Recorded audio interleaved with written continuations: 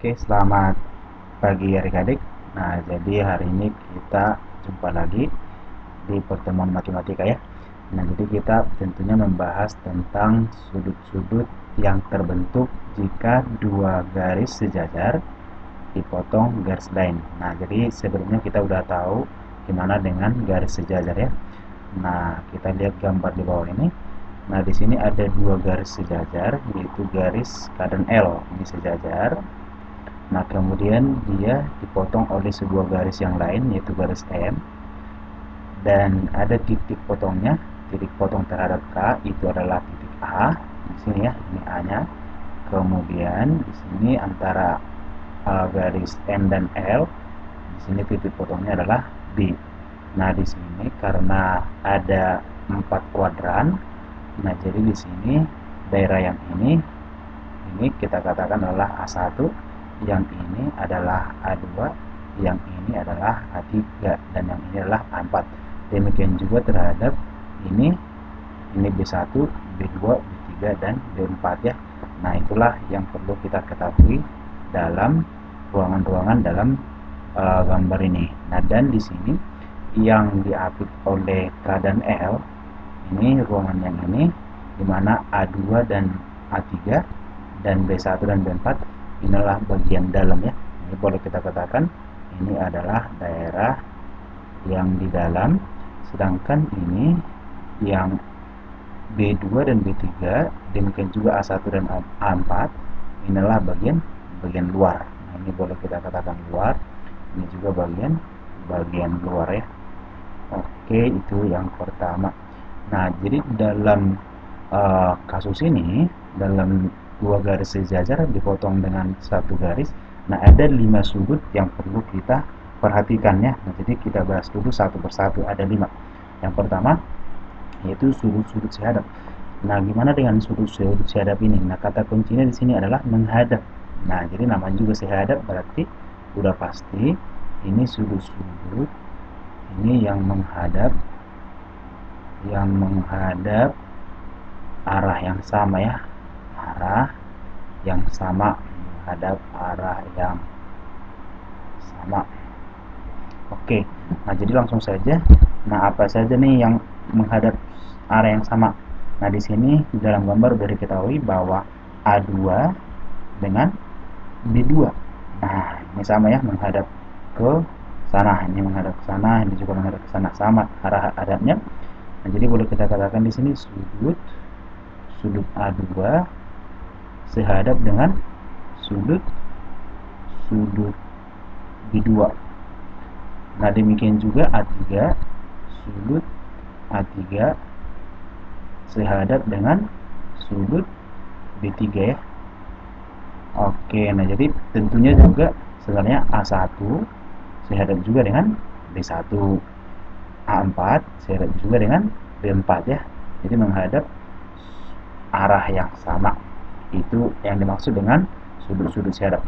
Nah, kemudian yang kedua adalah sudut-sudut dalam berseberangan. Nah, ini ada kata dalam dan berseberangan.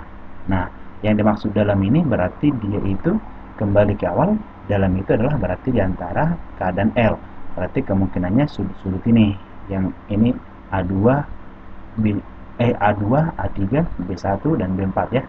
Ini, nah tapi berseberangan. Nah, jadi dia itu berseberangan di M ya. Nah, jadi boleh kita buat di sini sudut-sudut berseberangan ini artinya sudut-sudut yang sebelah menyebelah gitu ya.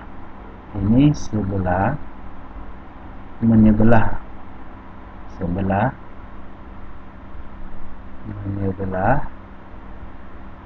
dalam M, di garis M,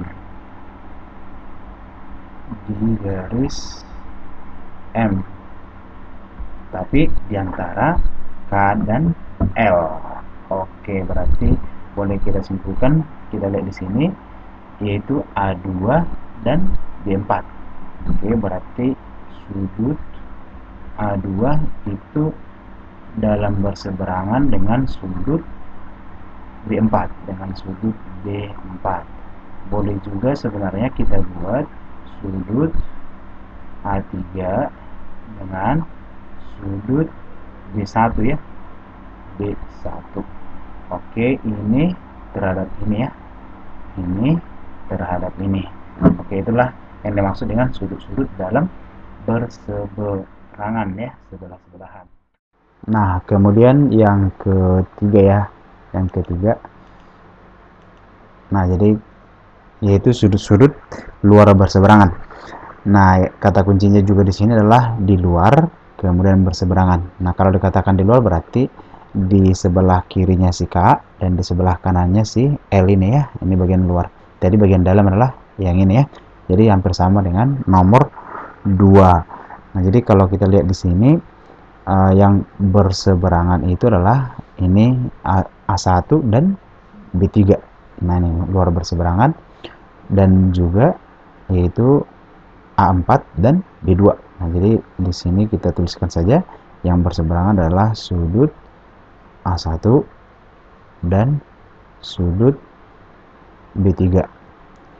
Kemudian sudut A4 dan sudut B2 ya. Nah, inilah yang luar berseberangan. Oke, nah jadi yang keempat, sudut-sudut dalam sepihak. Nah, kalau dikatakan sepihak, ini kata kuncinya itu adalah sepihak. Nah, ini artinya berada di atas atau di bawah ya. Ini sama-sama di atas, sama-sama di atas atau di bawah. Atau di bawah. Nah, berarti dari sini boleh kita lihat yang sama-sama di atas, tapi yang berada di dalam ya. Nah, jadi di dalam itulah diantara K dan L. Berarti sama-sama di atas itu adalah sudut A2 dan sudut B1. Nah, itulah dalam sepihak. Kemudian ada lagi sudut A3 dan sudut B4. Oke, ini sama-sama di atas, sedangkan yang dua ini sama-sama di bawah. Itulah yang dikatakan dalam sepihak. Oke, nah jadi yang kelima sekaligus yang terakhir ya. Nah, jadi sudut-sudut luar sepihak. Nah, jadi kalau dikatakan luar, berarti itu tadi di sebelah kanannya si K, garis K ini, atau di sebelah, salah ya, di sebelah kirinya si K, di sebelah kanannya si L. Sedangkan dalam tadi itu diantara K dan L. Nah, jadi kalau dikatakan juga sepihak, itu sama-sama di atas atau sama-sama di bawah. Nah, jadi kalau dikatakan luar sepihak, nah ini tentu bisa kita lihat A1 dan B2. Nah, oke, berarti sudut A1 dan sudut B2. Kemudian boleh juga yaitu sudut A4 dan sudut B3 ya, sama-sama di luar semuanya. Oke, itulah untuk sudut-sudut yang pada dua garis sejajar yang dilalui oleh satu garis. Oke.